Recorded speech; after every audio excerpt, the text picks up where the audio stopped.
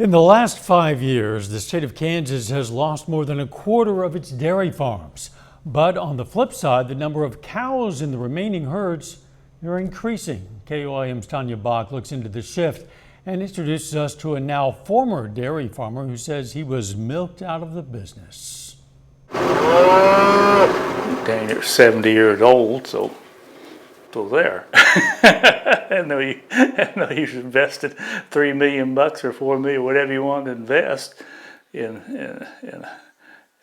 having a big tombstone, I guess, basically. The tombstone Richard Amershek is referring, his livelihood for over 50 years, the Amershek Dairy. Back then, it was kind of do pretty good at it. People just started out just, milking an old barn somewhere. Then they got the health regulations got so stringent, you had to pretty much build a new barn and pretty good facilities. In 1974, Amershek and his brother built their new dairy barn. We turned them out in nice weather.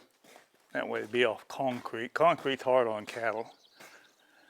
Concrete's hard on everybody.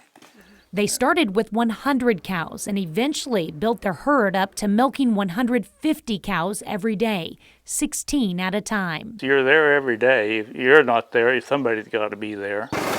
No matter if it's a holiday or if Mother Nature decides to be a friend or foe. 20 below or 120 above, or the wind blowing 50 miles an hour north or 50 miles an hour to the south, you're just there.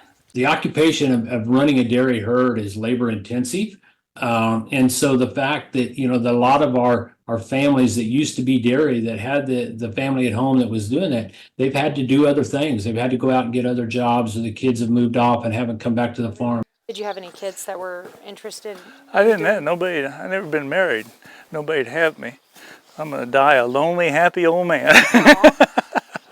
Amershek says it wasn't just the labor that wore on he and his brother. The milk companies that buy your milk are more picky than the state inspectors. I mean, if you happen to find any antibiotics in your milk, you have to buy the whole truckload. As we see these dairies become larger, they have the ability to do it more efficiently and more economically than some of our smaller dairies have. And so it is one of those things that we are seeing. The number of dairies that we're seeing across our state is diminishing, but the number of cows is not.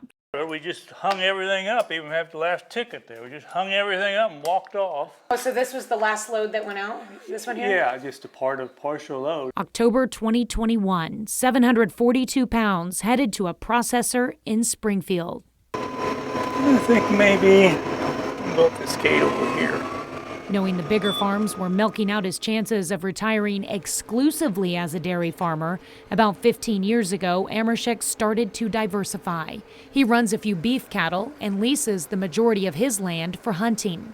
I'd have to replace everything. I'd run several $1 million, so I decided just to spend the rest of my life on booze and women. So.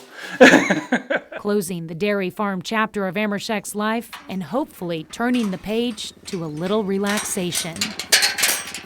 Reporting in McCune, Kansas, Tanya Bach, KOAM News. In 2018, Kansas had 280 dairy farms with 158,000 milking cows.